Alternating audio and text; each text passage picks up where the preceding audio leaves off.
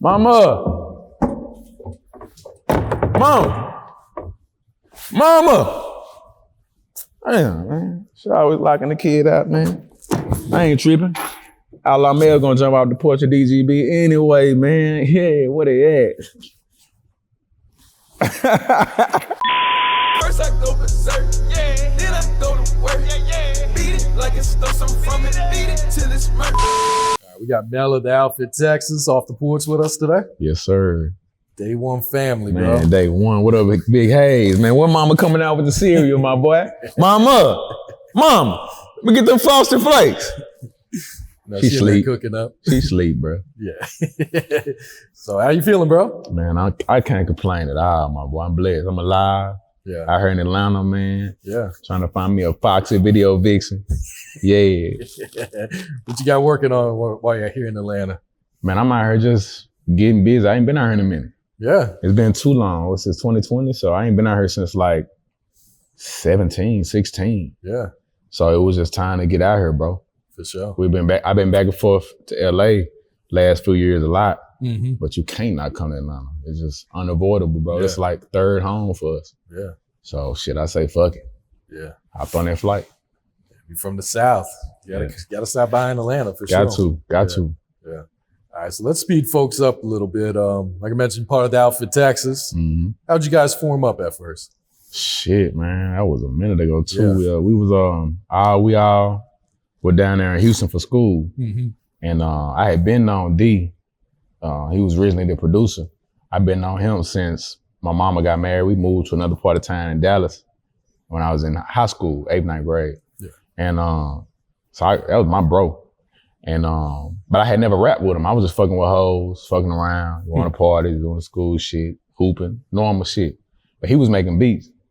So we was down there at school.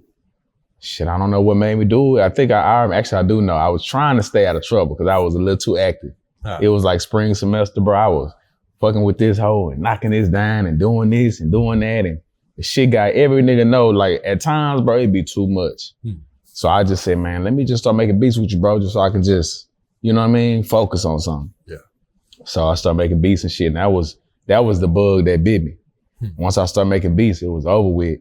And then it only took maybe like a year, because D moved back to Dallas and then came back to Houston, and then I started rapping with him. I made a song, my first song, that hoe took off. We started getting booked at PV, TSU, all type of shit. That's it. And that's all she wrote. Yeah. Hawk, he had been rapping. He had been rapping since high school as well, but we didn't meet him until Houston. Okay. And it was just like one of them, like, that was my bro at first sight type of thing. Like, the bro was up there rubbing on the biggest booty I seen on campus. Nigga had a do-rag on, grill with the fangs, airbrush shirt. I'm like, bro, where you from? You know what I'm saying? Like, I'm from the D. I'm like, where you from? So we just hit it off. But we didn't really start rapping together. But when the shit took off and we started really campaigning, bro was one of the first. I sent a mass text out to all my bros, like, hey, we need help with this shit. We can't do this shit on our own, just me and D. Yeah. Like, we need some niggas that come help us pass our CDs, all of that. Hit the club, you know, all of that. And Hawk was one of the only niggas I must send like that, eight niggas, bro. He was on the only one to be like, bet, bro, whatever you need, I'm there. Yeah. And he wasn't bullshit, you know, nigga. Like, two other niggas said that, but they didn't come. Like, I must have sent out like a flyer for a club, they didn't come. I sent out it was like an MLK Day barbecue, they didn't come, but he showed up to everything. And he started pulling up to the apartment, and we just started recording, and this shit just took off from there. Yeah. Yeah. So you guys kind of been doing your solo thing here lately. Yeah. What's the current status of the Outfit Texas? Shit, it's still the Outfit. Yeah. D, he kind of fell back. Bro ended up having kids and shit, starting a family thing, so he had to kind of focus on his money. Okay. You know, so he ducked off. He's doing that, so it went from 3 to 2. And then now, we've been, you know, I know you and I even talked about, like, we've been wanting people to understand the dynamic of the individuals of the Outfit. Yeah. So people understand this ain't no, like, group, like back in the day, like the Motown groups where you just replace niggas. It ain't that, you know? This is more like what an Outkast is, or more like what you know, I'm trying to think of another group. You know, it's just, we can hold our own individually. Like, we are individual artists. It's more like a collective. So Last year, I literally lived in the studio, like for real. You know what I'm saying? I ended up getting in a badass car wreck in 2018. That shit fucked my finances up, fucked my life up, turned my shit upside down. And so low key was damn near homeless. So instead of just being on the street with it, I was like, fuck it, I'm gonna just live in the studio. Literally, you feel me? I'm in that bitch, I'm talking about not eating 4 days straight, not showering 4 days straight, just recording. And it just morphed the nigga into a beast. And so I got a vault of shit. You feel me? I got a safer shit, a safer art and pieces, and I got a couple of projects. And at this point, I'm just kind of just have I feel, I'm going into the fridge and I'm serving that shit out. You feel me? So, and Hawk, same with him. Yeah. He was pulling up on me, you know what I'm saying, and just kind of following my lead and making some stupid shit. You feel me? That boy, you know, he a hungry beast. So we taught ourselves the best way for people to truly appreciate what we been doing, but be able to really get a full whiff of it, a full understanding, is we're gonna have to split this up for a second. You know what I'm saying? So they can, kind of like Ball and G did. Okay. You know what I mean? I know my big cousins and them, they were big Ball and G fans, so I grew up on that shit. Yeah. You know what I'm saying? So I remember when I started hearing 8Ball, I remember the 8Ball solo albums and shit, and hearing 8Ball by himself, it gave me a better appreciation for 8Ball. Cause I always liked MJG when they was doing that shit together. Yeah. For whatever reason, I just fucked with bro a little more. But when 8Ball started putting his shit out, like the triple disc and all that shit, I was like, man, this nigga 8Ball a whole fool, you know? And it made Ball and G, it made me understand why my big cousin was big on him like that. You know what I'm saying? Like, it's two equally important monsters together. You get what I'm saying? Just like when Cass did the speaker box a little below. So we just kind of in that wave of it now. We've been doing the group thing for a minute. Yeah. So it's time for some me time. Yeah. For real. Yeah.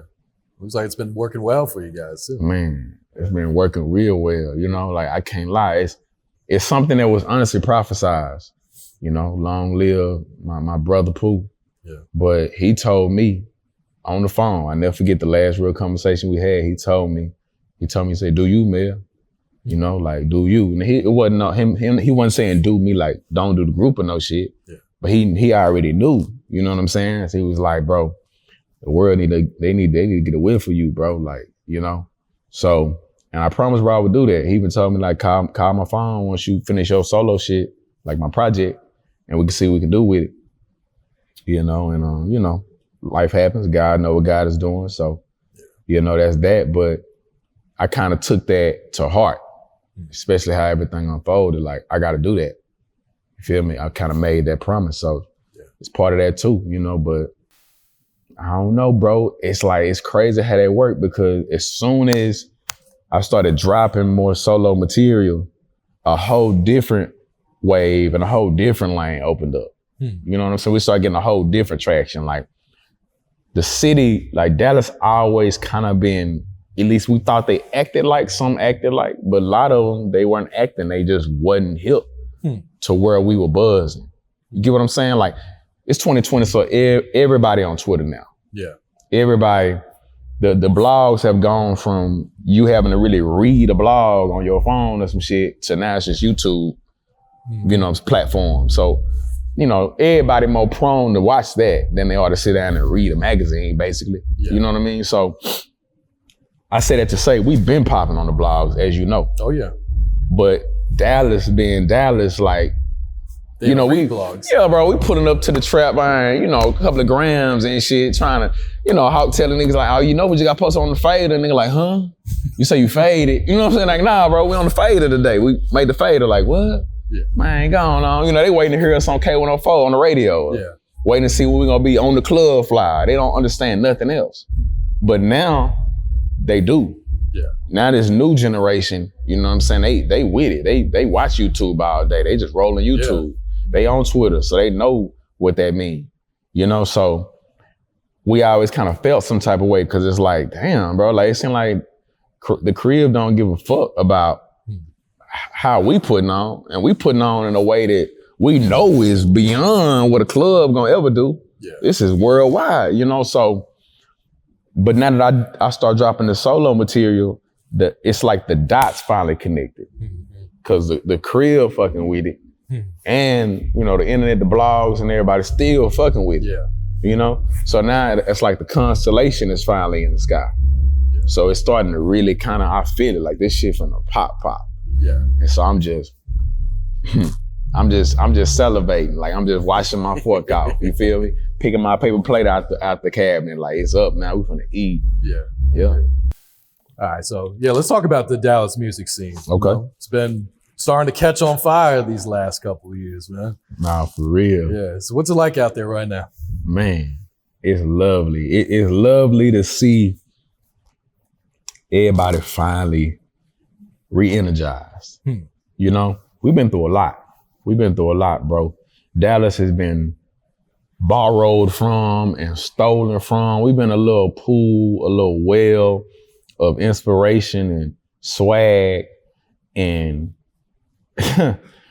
waves and all type of shit. People been coming from all these out of towners, all these foreigners, been swooping through and just drawing from the well, taking a little bit of water and leaving and taking off with it. Yeah. Whether it be the Cali swag, my Dougie, teach me how to Dougie shit, whether it be blonde patches in the hair, whether it be tempo, whether it be producers, songwriters, you know, this has been going on for generations, of hip hop generations, bro. Yeah.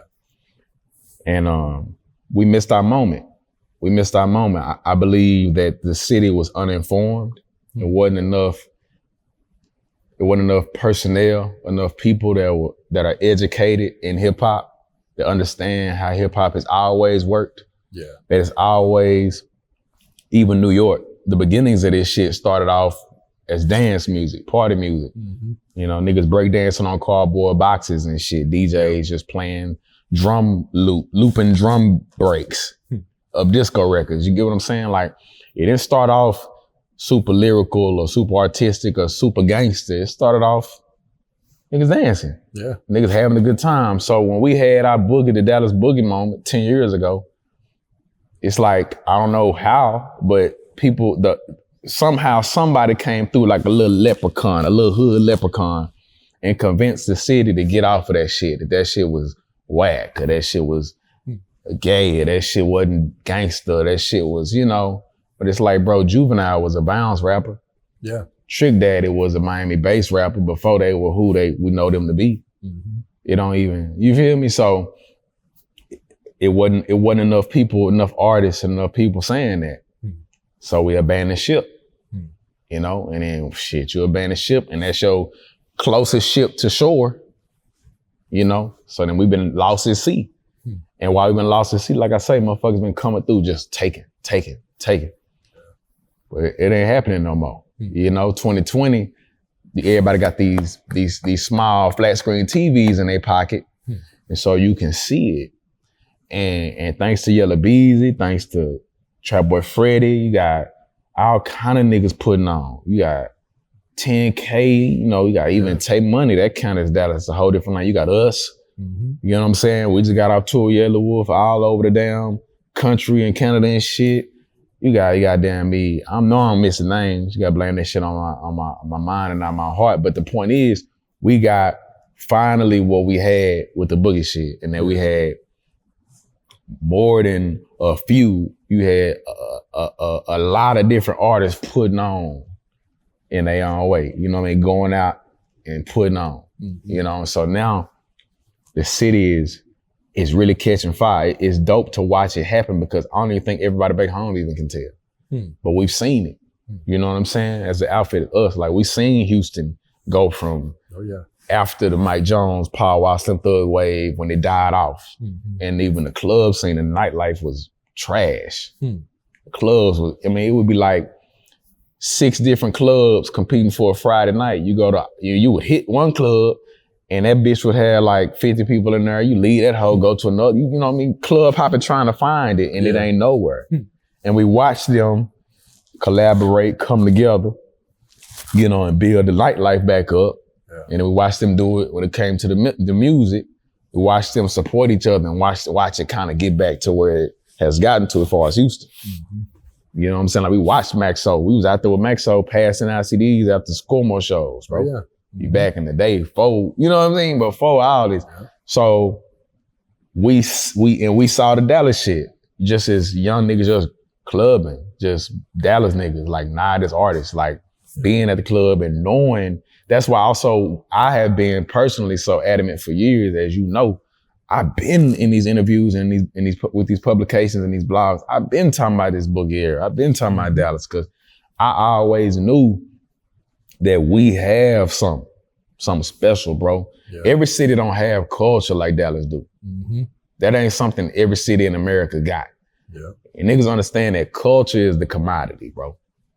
That's the thing that you can't recreate. You can't fake that. You know what I'm saying? When you go to New Orleans, you can't, that's a whole different planet, bro. Yeah. And niggas pay arm and leg money every weekend to get on flights and go get a taste of that. Yeah. You know what I'm saying? For various reasons, all different type of people, bro. Mm-hmm. You can't recreate DC. You can't recreate Houston, bro. Nowhere, you can't get that nowhere else. So that's the thing, and Dallas got that too. Yeah. And a lot of people just didn't know that, but and artists have been like, if you listen to music, like I know we all do, and even motherfuckers watching this, bro, real music heads, been hearing Jeezy and Boosie and plenty niggas shouting Dallas out in songs for years, bro, because they always knew, because they would come through to their shows and they would see like, this whole a fool. But we never had that rapper, that superstar rapper to put us on the rap map. Yeah. Because the rap map is what count, bro. Yeah. Let's be real. You know what I'm saying? It's black and brown. It's ethnic, real people from the struggle in America, bro, that relate to hip hop. Our understanding of our existence is via hip hop. That's how we communicate, bro. That's how we know what's going on. Yeah. You know what I'm saying? So people wouldn't even know, shit, I would argue probably like 75% of niggas wouldn't even know what being a blood Crip gangbang was if it wasn't for that G-Funk gangster rap era of the West Coast in the 90s. That introduced the world to it. That's how powerful hip hop is. So until we had that, I knew we didn't have that. Nobody at the Boogie era, no artist at the Boogie era got to that point where somebody finally pulled a seat at the rap table for them. You get what I'm saying? Like even Baton Rouge got a seat at the rap table. And I say that because Baton Rouge population is like a fraction of ours, bro. Oh, yeah. But thanks to Boosie and Webby, they at the table. And you see what that means, because then you get YoungBoy, then you get Kevin Gates, and you get, you know what I mean? It just, you open the door for just generations of niggas just come through and do this. Yeah. So Dallas, because nobody ever did that, we've been outside looking in. Mm-hmm. We that cousin that can't come in. We don't know how to act. So we outside, we fucking shit up. We whooping niggas. We turning up out there, bro. And not knowing no better at the whole time, it's niggas in the room looking out the window at us doing that shit like, what that they doing? Shit, let's do some of that. And they eating off that shit. You feel me? So, yeah, you know, niggas is kicking the dough in. Yeah. We've been knocking and we've been outside arguing amongst each other like some badass cousins that, you know, some baby-ass kids. But I don't know, it's like the light bulb finally going off and niggas is done arguing and fighting amongst each other outside in the yard. And we finally like, how long, bro? Like, say, man, let's get off in this bitch. Yeah. You know what I'm saying? And so it's dope to see the Yellow Bees and the Freddies. And like I say, nigga, different us and all these different names kicking different parts of the door, different parts of the window in. Yeah. We finna come in this hoe. And when we come in here, bro, and anybody who really know Dallas know, like, we coming in this hoe, bro. For real, we gonna turn up. I really think that, and I've been saying this shit, and I'll jump out the window and say it again. I say it every day, every opportunity. Dallas is gonna be the new epicenter of this shit. Kind of like Atlanta has been, and kind of like New York once was, and then LA was for a second. Dallas has the potential to be that. Look at the geography of the bitch. Yeah. It's right in the middle of the map. Mm-hmm. You know what I'm saying? It's right in the middle, bro. We growing fast, one of the fastest growing cities in the country. You know what I mean? Like, and we got culture, and we got so many different flavors. Like, niggas understand Dallas is like the Bay Area of Texas. It ain't just no one flavor, bro. You can get some lyrical shit, you can get some street. We got plenty of street shit. Yeah. Everything ratchet in Dallas. Even the lyrical shit gonna have a dab of ratchet on it. You know what I'm saying? But that ratchet is that ingredient that you gotta have in this rap shit for that shit to be delicious. Yeah. It's like gumbo. It's like fried chicken. Fried chicken ain't good for you. That shit ratchet, bro. It's ratchet for your body, but it's delicious. You know what I'm saying?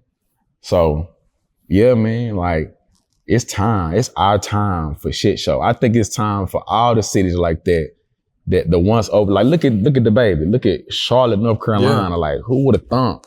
But any real nigga that ever been to Charlotte or any major city in the Carolinas know the Carolinas is a lot like Dallas. It's culture. It's a whole different world. Yep. And it's just there, bro. And now I think something about like our generation of information, or maybe it's the medium, maybe it's like the phones, maybe it's the iPhone, I don't know. I think so. I think it's social media. Social media allows for the underdog to win.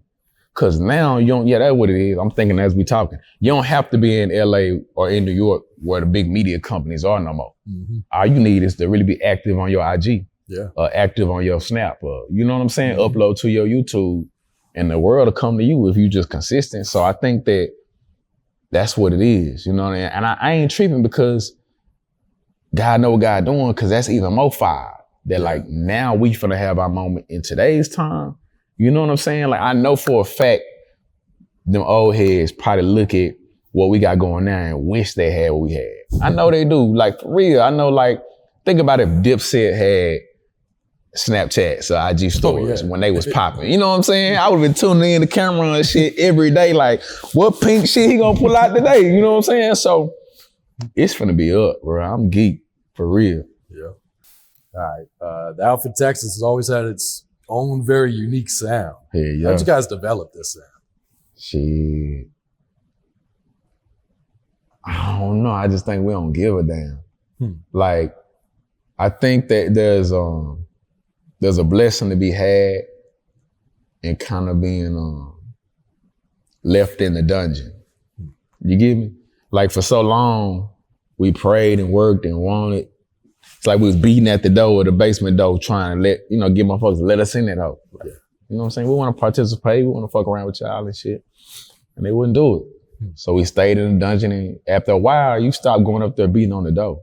You start being like, man, fuck them niggas. I don't want to go up there no way. And you just do you. And you look up, and then that shit get fly. That shit get hard to you. Like, you feel like your shit, how long? And I think inevitably what's going to end up happening, it's like the little brother thing. I don't know where I picked this up at. I probably just heard somebody say that shit too. It's like, you know how little bro, like, he be trying to be like you. He be trying to be like big bro.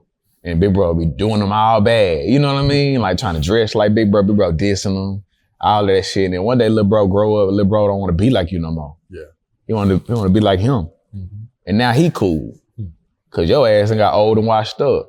And what was cool when you was cool, he was little, that shit ain't cool no more. He cool. And then big bro looking back, like now big bro growing out dreads and shit, trying to look like little bro and all that type of shit. So I just think we had, I think we little bro. And I think we got to the point where it's like, nah, fuck that.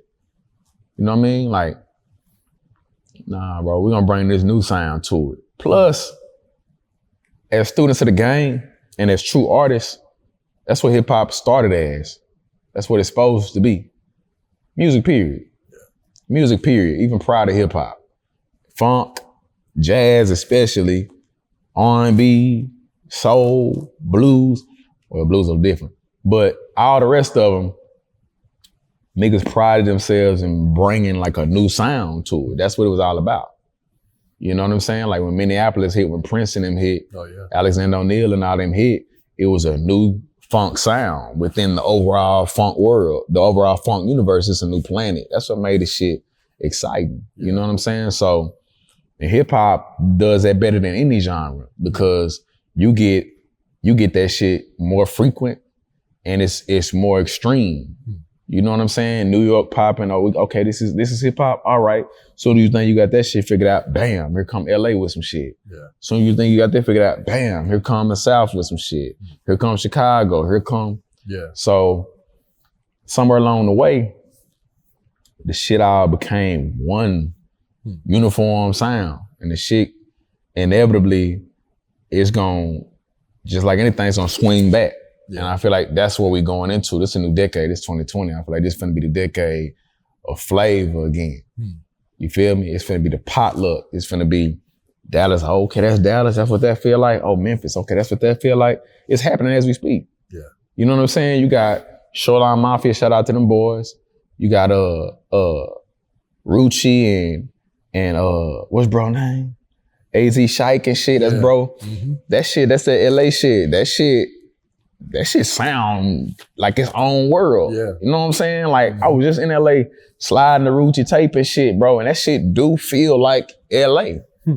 You know what I'm saying? Like, imagine that, getting back to being able to travel, bro, and turning on. I know you an OG, so you know this better than me. Like being able to go to Atlanta and play Atlanta music and it match the vibe of the food you eating, the club, the hoes you seeing. You know what I'm saying? Like just rolling down the window and that shit all match up, just the frequencies and shit. Yeah. You know? So it's already back to that. I just think people haven't been able to kind of like take a step back and see like, oh shit. But it's happening like quick. Cause like I say, LA, they got them boys popping. They got them niggas doing that shit. I'm sure some niggas in Oakland and I ain't thinking of, I don't know of, beside Mozzie. That's probably some underground niggas that, you know, cause Oakland got their own tempo too. Yeah. You know what I'm saying? Like we got our own tempo. That's what we doing. That's what I'm definitely doing this year. I'm really, really finna cement in the hearts and the souls of the people, like, oh, this Dallas. You hear me? Because for real, like, we got our own unique planet too. Mm-hmm. You know, and so on and so forth. So, yeah, I don't know if I answered your question. I don't even remember that bitch, but you know me, Hayes. I get to talking, bro. I love this shit. So shit, don't sit me on nobody porch. Ask me no question. Shit, I'm gonna be like Papa out here, boy. But nah, for real, like, yeah, bro. What you ask me? Just how you developed the sound. Yeah, that was the question. That's how. Understanding that we have to, bro. That's the short answer. Edit that, fuck it, or don't. Shit, leave out this shit. You know, y'all do y'all. I don't know. I know I'm crazy. I just feel like that's what has to happen, bro. Like I ain't never wanted to be like no nigga, bro. Even when I was in school and shit. I don't never wanna, oh, that's what everybody wearing, I'm gonna wear that. Like, and it started when I was young, cause of the hoes, bro. Females, I don't want to blend in with you niggas cause how I'm gonna get those. I want the bad, you know what I'm saying? I want the baddest bitch in the room, bro. And in order to get her, something about her, bro, she looking for, you gotta stand out. And not in no goofy way, but in like okay, I see him, you feel me? So maybe that on the surface level, maybe that was my mentality. Like, okay, now that I'm developing into an artist, now that I'm making music is what I was thinking at the time, not knowing I'm developing as an artist. Shit, I always just wanted to bring me to it. You hear me? Like, yeah, I don't wanna, even Biggie said that, like, why would I even wanna rap and sound like another nigga and just be another nigga's shadow? Yeah. I don't want that. I'm pointless at this point. Cause I'm not gonna be able to do you how you can do you. If I try to dress and talk and walk like Hayes, you know what I'm saying? I'm playing myself out of what my life could be. Yeah. So, hell yeah, like, fuck it. You know what I'm saying? Let's do this shit. The only way to do it, let's do us. Yeah. You feel like the city's starting to embrace that sound now? Hell yeah, because also too, I'll be 100 and say our sound, our unique sound wasn't always some shit that you just gonna ride and slide to. You know, but that's the dangers of being in the dungeon though. Is it'll go left on you. You know what I'm saying? We was making shit at times. We've been experimental. Yeah. Our sound, once people start digging through the catalog, when we really just pop, they gonna see like, oh man, like it's gonna be that. I already know. It's a particular project. Down by the Trinity, everybody ain't gonna fuck with that project. They just not. It's real far left. But it's gonna be a niche group of people that they love that bitch. Like, that's they what? Like, they gonna look at the rest of our catalog like, man, fuck that. This, you know what I'm saying? Cause look at Ye, Kanye got that. It's niggas that swear by 808s and Heartbreaks. I'm one of them. And it's niggas that's a barbershop argument. It's niggas that 808s and Heartbreaks, they damn near wiped, they act like that hoe never came out. For real. Yeah. But every artist got that though. Every real artist got that type of project. Yeah. You know, because you experiment, bro. So sometimes, you know, depending on what happens to you in life and depending on what you've been listening to and how deep in the dungeon you done got, you ain't seen no light, you'll go there. Yeah. And so our sound wasn't always just widely appealing all throughout this journey, you know? But I think that the shit finally falling into place. It's finally like where I'm at with it now is something that like the club gonna fuck with, the HBCU hoes gonna fuck with, the rap nerds gonna fuck with, cause the nigga gonna be flipping these words. You gotta listen to me, you know? Yeah, I mean, little babies. I don't see nobody, and that's not conceit. That's me being excited about the fact that, cause I've been making shit. We've made music, Hayes, bro. We've made projects. I'ma come clean that I haven't even slid around to. You feel me? Because down by the Trinity, to even bring that hoe back up, I ain't really make that to ever be released to the public. I made that as therapy for myself, for some shit I was dealing with in life. I wasn't even finna put that out. And my brothers, Hawk and D, they convinced me. They was like, bro, nah, we gotta put this out. This shit dope. I'm like, man, all right. You know, as soon as we put that hoe out, I never listened to that hoe again. On me. I have never sat down since the hoe got released and listened to that project from root to tooth. Not once. I couldn't do it because it mean different for me. And I don't want to go back to that place. You feel me? So, but the music that I'm making now, the music that we've been making the last year, that people ain't heard yet, maybe like a year and a half, 2 years, bro, I'm talking about, and that's how I know too, because like, it's certain artists, bro, and I always like envied in a good way that shit, like Boosie. Boosie got that music that'll take you to the club. It'll take you from the club to old girl house that you ran into at the club. It'll take you from, cause you better leave a house. Don't spend the night, bro. Don't spend the night, fam. Leave that bitch. You don't know her.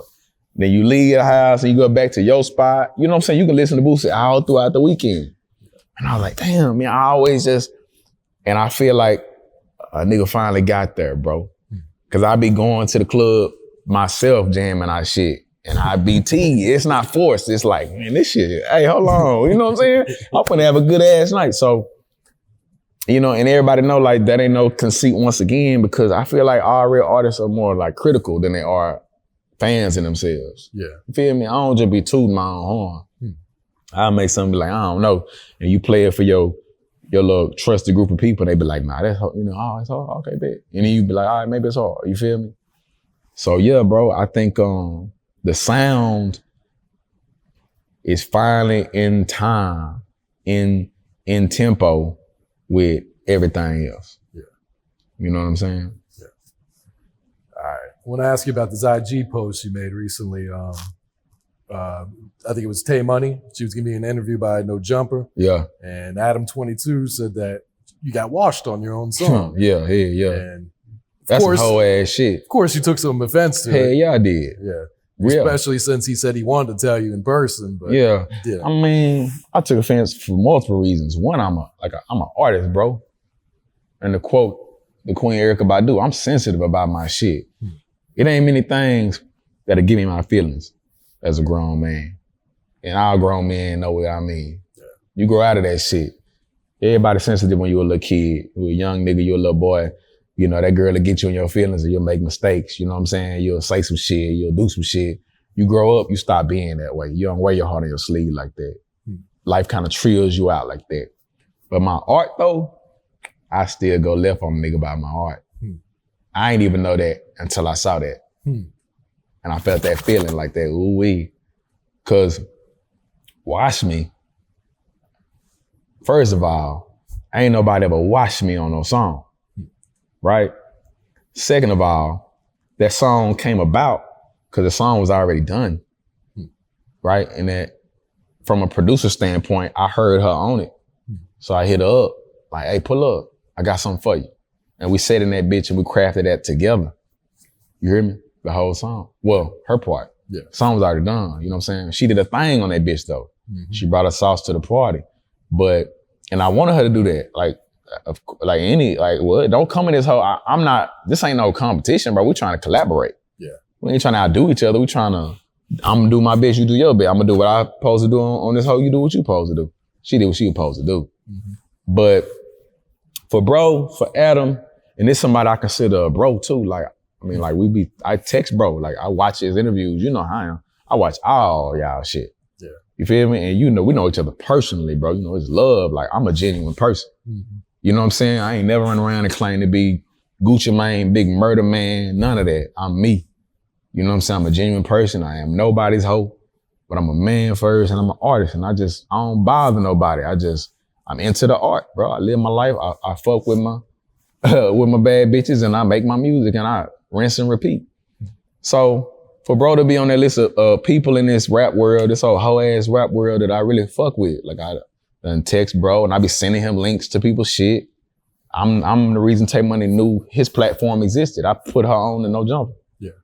You feel me? I want to say I might be one of the ones, I don't want to take false credit, but I think I might have helped introduce him to her. Mm-hmm. So to be a bridge in that regard, to be just not even thinking, just being me, just damn, you know what I'm saying? Just kind of just loving life, nigga, loving music and hip hop and just fucking around. And for bro to get on there and say that, I thought that shit was disrespectful because it'd be different if we didn't have a personal relationship. Like, you don't know, like, we don't text each other. You know what I'm saying? Like, I wrote in your car, like, and I fuck with bro. That Greedo collab, yeah. Shout out to, you know, free 03 Greedo for sure. Mm-hmm. Free the great, man. That's big Outlaw.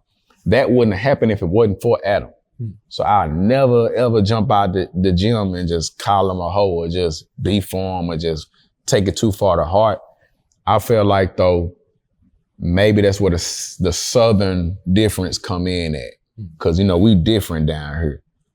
So that's maybe him being a Massachusetts boy and now he in LA, maybe he don't know, like in the South, we got certain morals and principles. Like, you just ain't finna bring my name up and I'm not in the room, let alone in the city.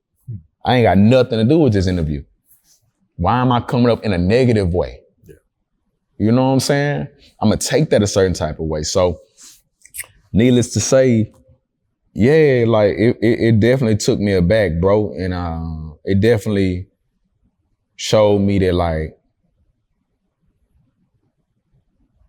not everybody gonna keep it all the way 1,000. I knew that, but that shit was surprising because there were so many moments in that interview for somebody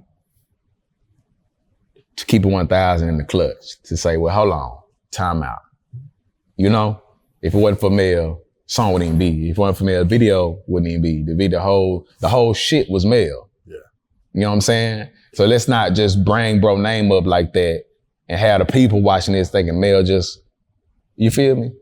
So, yeah, but I mean, it's cool. It's even more fuel to the fire of 2020. Mm-hmm. Cause bro got me fucked up. And anybody that even thinks like that got me fucked up, cause it ain't about that. When you collaborate on a song, we gotta get out of that whole track meet, running that 100-yard dash mentality. Like, it ain't about watching nobody. It's about you doing what you do, and do that bitch to the best of your ability. And that's what's gonna always, you know what I'm saying? Peanut butter don't never try to be like jelly. It can't be, bro. That shit can't be loose and gooey. That shit is peanut butter, bro. And jelly is jelly. And that bitch come together and that bitch delicious and save your life. You feel me? And that's what I'm on. That's why I didn't come at it with that. If I would've, then we could do some washing. That ain't hard. You know what I'm saying? We can wash all kind of dishes and cars and we can wash all kind of niggas, bro, if we want to get down to that. But I feel like I've heard so many rap songs in my life that missed the opportunity to be a hard ass, timeless record because these rappers are here really trying to bust their veins. You know what I'm saying? The glicky with the ticky and the bitch picky. You know what I'm saying? Like, whoa, bro, the beat is over here. You way over here. So, but hey, man, longer story shorter, bro.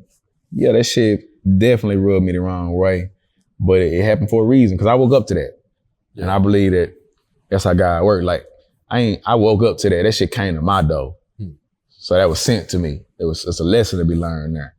Yeah. You feel me? And the lesson I took from it is, fuck it, I'm gonna do me. No more collabs until further notice. Oh shit. Period. You feel me? That's what's gonna solve that.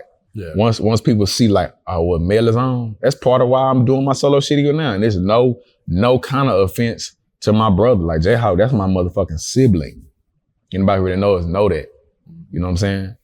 But even him, like he understand too, he already know. But they gotta get a whiff of me, bro, because even when him and I be putting out records, he's so boisterous and he's so talented and he raps so hard and so aggressive that my cool ass, sometimes you don't really be tuned in to what I'm doing because he come through the door slanging. So you like, that's all you remember, you feel me? So I gotta goddamn, you just gotta give a play to me right quick. So you can really, really appreciate me because I deserve to be appreciated because I put too much of my life into this. Yeah. You feel me? For a nigga to get on a podcast and say I got washed by somebody that just start doing this, that'll tell you if she keep it 1,000 that she look up to me. You feel me? Yeah. And I do nothing but bless her. I don't do nothing but support her. Period. Yeah. And him too. I support him too. So it's cool though. I got you. All right, let's talk about your Twitter. It seems like every other day, the outfit text is going viral on Twitter. Hey, yeah. How did you perfect this? Bro, I have no idea, fam. Once again, long live Pooh. I hate to, But like, bro used to tell me, bro, Mel, bro, it's you, bro. Just be you on that hoe. Like, we used to be sitting there, because a lot of people don't know I bring Pooh because he was our manager. You know what I'm saying? Before God took him home. And we used to be trying to strategize different like marketing tactics and different ideas and shit, bro. We would try things and it would work kinda. But I fucked around and it was snowing in Dallas one day and I went outside and just wasn't even thinking. I was like, ooh. I just posted it. Yeah. On God, I had just woke up and I was real live teased because I was like, what? It's snow, bitch. I ain't seen snow in years. I posted that shit and that shit went stupid. Shade end up on the shade room, right? Yeah. And I mean, we was tripping. Like, we had just had a meeting like the day prior, bro, trying to figure out different things we was gonna try to do. Man, that boy Pooh called me and said, bro, fuck the meeting, bro. Everything we said yesterday, fuck that shit, bro. Just do you. And I'm like, bro, and I still didn't do it, Hayes. I still didn't do it just cause like, sometimes that shit be feeling clownish, Like, and that was 2016 that particular video went viral. So you got to rewind the tape back to that era of Instagram. There was a lot of clown ass shit going on. You know what I'm saying? It was more clown shit going on than anything. It was the circus. So I couldn't, something that myself wouldn't let myself go all the way to like every day I'm finna just be on her trying to entertain folks or just talking shit about whatever the fuck, current events. That ain't what I'm here to do, But I guess it worked out that like now when I do post and shit, it's organic. It's like, it ain't forced. I ain't trying to entertain. I ain't trying to go viral. I'm just what I'm on. Yeah. And it's working. So I really don't know. I used to look at different interviews and shit, bro, and artists would be like, you can't plan it or you can't strategize it. Niggas be saying that cryptic ass shit. Like, if it's for you, blah, blah. And I used to be like, bro, niggas is lying. That's cap. Like, they don't want to get a game away. I used to be trying to, but I'm starting to think them boys ain't lying. Because the less that I used to have a big ass whiteboard in the studio. Big ass whiteboard. That hoe about as big as the damn front of this apartment, this townhome, whatever, bro. This shotgun house, big as fuck. On that bitch, it would be all kind of different strategies. I had drew a diagram on that bitch. A big ass circle in the middle, like a spider web. And it would be like singles, collabs, you know what I'm saying? Physical, digital, all that bullshit. January, I erased that hoe of this year. No, it was December last year, end of last year, right before New Year. I erased that hoe clean, left it blank. Smoked the blunt looking at that bitch like, damn. You know what I'm saying? And it did it for my mind. It wiped it out. I ain't write nothing on it. I ain't had nothing to write on that hoe. I just was tired of seeing that and knowing that most of that shit wasn't even getting executed properly, bro, because we ain't got no bag behind us. You hear me? Like, shit, we got shit on there we still can't do. You know what I'm saying? It's $1,000 idea. Fuck that. You know what I mean? We're too busy investing in these videos and these beats, cause niggas is not giving free beats. You know what I'm saying? Well, we blessed to get niggas that love us, so, you know, but if we didn't have niggas that love us, nigga, we'd be rapping on. You hear me? But anyway, so time go by, and I started just like writing just random ass ideas about music on that bitch. I stopped thinking about the strategy. I stopped worrying about release schedule and like which video release because of this going on. And okay, this just happened, so this gone. And just started going with what felt good. And that's when this shit really started hitting. You hear me? Like the Twitter shit, like I put up that video at Rudy's, who was up there really buying chicken, really at Rudy's and shit. Really just like, man, fuck it, man, let's hit this hoe. You know what I'm saying? And we hit it. And I looked at that shit. I was like, damn, this shit kind of fire. And I say, man, how long, bro? And I hit up a few niggas and shit in the next week. We went back up there and hit that hoe. I just posted it. And that bitch went dumb.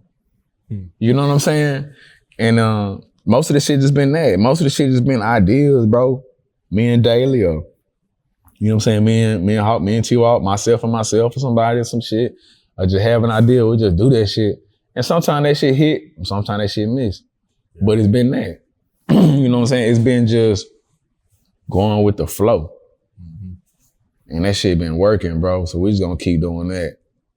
Cause we been huddling up for a minute, trying to draw up plays. And I guess maybe that shit only work when you like working with the big bag. You know what I'm saying? I think you do gotta do it that way.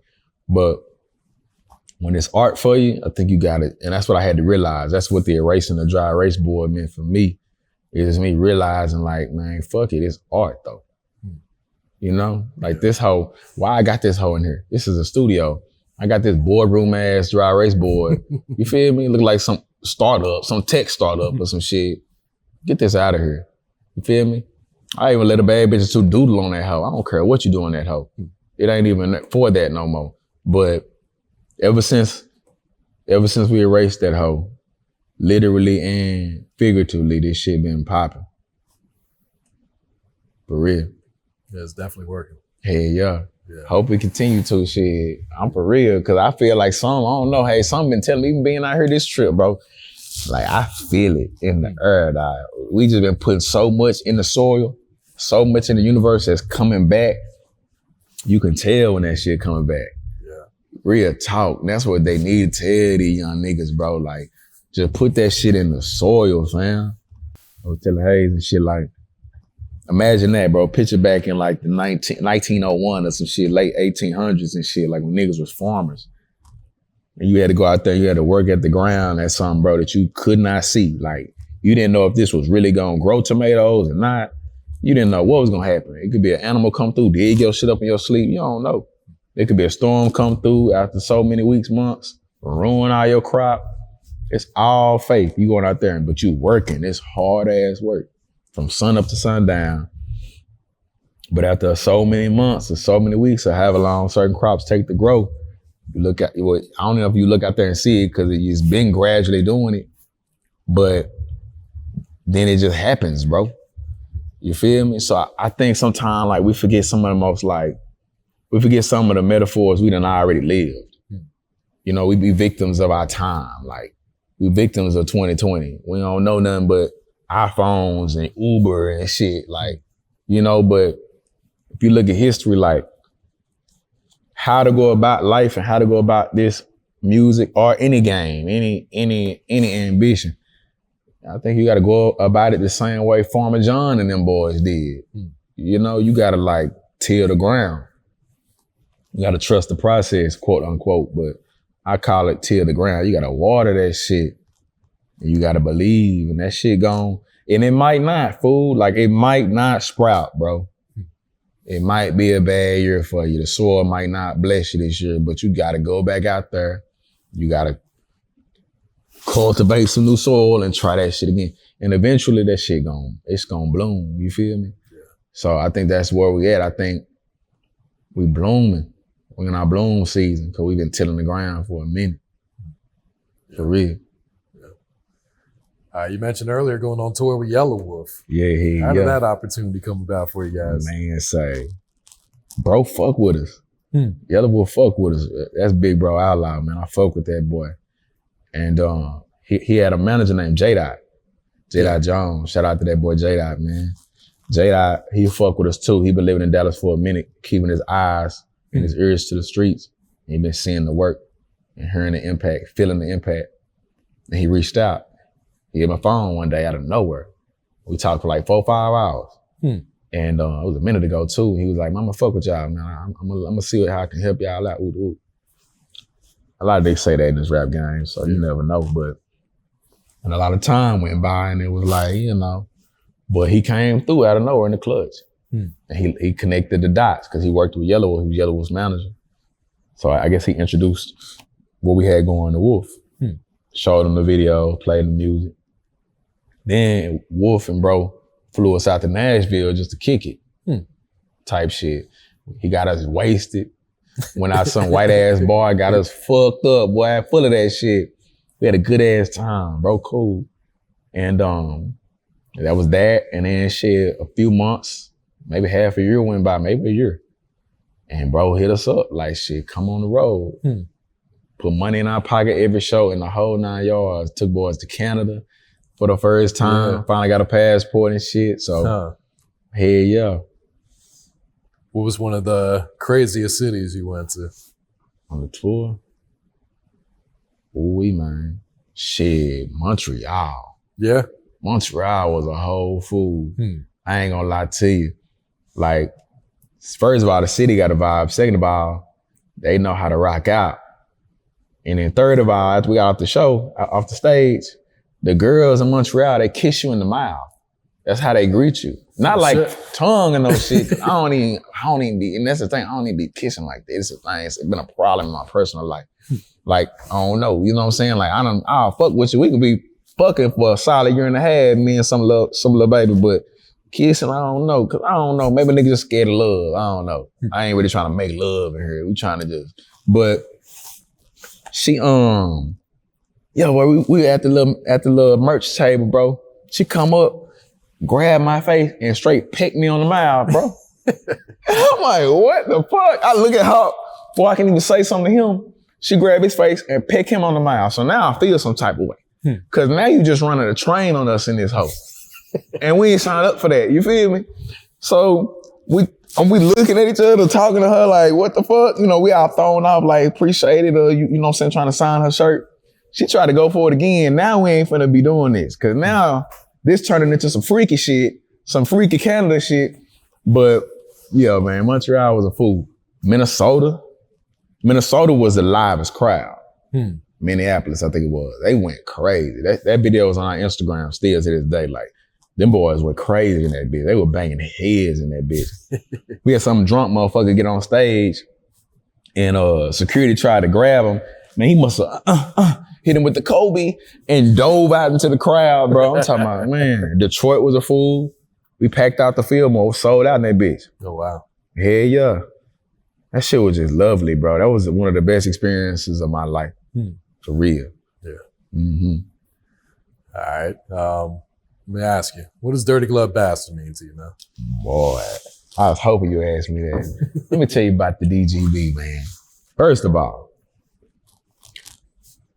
I can't wait to see where y'all end up. You feel me?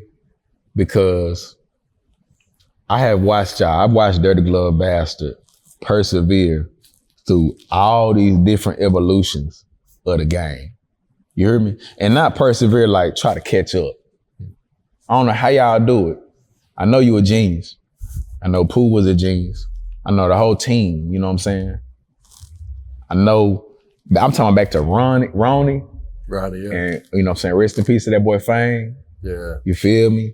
I'm talking about the OG crew. Like, and I mean, I remember going out to New York, to Brooklyn in 2014 and going to a party with Ronnie and Fang, bro. And just how they moved around New York, to me at the time was just amazing. Like, them boys, y'all just, I think it's certain niggas that can see the blueprint of shit. They can look at a house that's already built and they can put together how they put that hoe together. You know what I'm talking about? Like they can say, okay, they laid the foundation first and they put the beams up, then they would do the bricks, you know? Not everybody can do that. And so y'all, I don't know if it's you, I don't know who the North Pole of it is, but it gravitates. All the people, the different personnel, always had that ability. And so I've watched y'all thrive. I was gonna say survive, but thrive this hectic ass 2010 to 2020. Cause we gotta talk about that at some point in time. I don't know when we're gonna do it as a people. Yeah. But 2010, 2020, bro, that was a revolution. That was a digital revolution for real. You know what I'm saying? Like we went from living on Earth to living on the phone. Yeah. And so, but y'all like some champions, bro. Y'all just, I'm talking about bob and weaved every blow. And so to watch y'all go from the blog era, dominating that, and going to I used to go to DGB just as a fan of the blog because you couldn't find real music, real Southern, authentic music, whether it be street shit or just artistic or whatever. You couldn't find that nowhere on the net. Because everybody that was writing in the blog era, they was from New York or some out of pocket place. They didn't understand it. They didn't cover it. And if they did cover it, they covered a weak ass imitation of it. You feel me? So y'all were the only place you could go for the real shit. And then y'all started throwing the South by events. Yeah. I remember pulling up to that hole and I was like, God, what is this? It was like always the live shows, and y'all always, that's what I'm saying. What the fuck are y'all on, bro? Y'all might be the Illuminati, fam. For real, because I saw Dolph for the first time at y'all South by show. He wasn't even the Dolph we know him to be yet. He was up there by himself in a black tall tee. Yep. Holding it down, though. And I've been watching, bro, like this shit hard. And he got off the stage, came walk into the crowd with everybody else. And I remember dapping him up like, hey, bro, you hard. He's like, appreciate it. You know, real nigga. Like, you know what I'm saying? I remember Doe B performed that y'all shit before he took off. Yep. You feel me? So DGB means, to me, I feel like y'all are a pole of the game.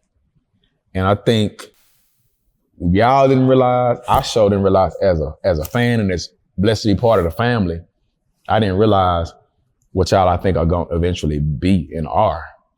Like, as we speak, because now it's about platforms.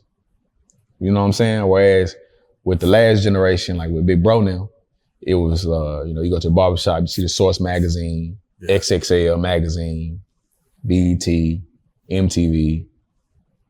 I don't know if I'm missing anything. That was like, that was with the platforms. Now it's DGB, it's Genius, it's whatever other YouTube channels, World Star, whatever. But I don't know if everybody else came up out the soil like y'all have. You hear me? So, cause that's what it come down to. Everybody can open up a restaurant. Everybody can open up a food truck. It's a nigga opening up a food truck as we speak. But not everybody really know how to cook, really know what tastes good, really know what gumbo supposed to taste like. Because they really grew up in New Orleans, or they really, you feel me? Or they really been doing this. Yeah. And that's where y'all come in at, you know? So I just think the resilience, I think the realness, because y'all are real niggas, even the ones that ain't niggas. You know what I'm saying? Like yourself, still a real nigga, bro. I feel like you can't, anytime you get authenticity, anytime you get creativity, anytime you get mastery, intelligence and these kind of things all together in one pot, bro, it's never not been something big. It's never not been impactful. You feel me?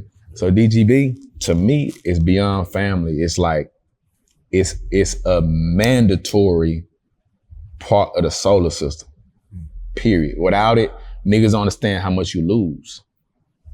Niggas don't understand how many artists y'all kind of really to that next level, or that person or that manager that saw them on y'all platform, at y'all showcase, and then that's how they were able to become. You hear me? So I think we all in the same boat, low key. Now that I'm thinking about it, it's like niggas don't even fully understand what y'all are yet. You know what I'm saying? And niggas do. That's the thing. Like DGB mean that ain't hold weight, but the weight that's gonna hold. You know what I'm saying? Like the weight that like a BET hold. Period. Like you hear that name, you know, okay, that's been branded. Same shit. So, and that's from the heart. That's me looking, that's camera on or not. Like, I'm blessed to be a day one and be able to say like, I seen it. Like I know what Hayes is. I know Hayes, you feel me? I know that Hayes done persevered through different team huddles. Yeah. You know what I'm saying? Now we sitting in this bitch. We got the porch and shit. We in this badass facility and shit. I can't wait till y'all pull up with DGB Hummers and shit and the goddamn spaceship. You feel me? Start doing the movies on God. Like, you just never know, bro. For real. Like, we in the times where there is no ceiling on this shit. Yeah. Period. Like, who's to say like that shit will be fire? Like, DGB produce films, street films. Mm-hmm. You know what I'm saying? Curated by y'all. It's on the way. Oh, God, bro, you don't call my phone. I want to play a villain. Right? Yeah. I don't never want to play the good guy. I want to come with that bitch like Denzel on Training Day, having niggas smoke PCP and shit. You feel me? But yeah, nah, bro, DGB, that shit the future, man. For real. Appreciate that, bro. Hell yeah. First I go berserk, then I go to work, beat it like it stole something from it, beat it till it's murk. First I go berserk.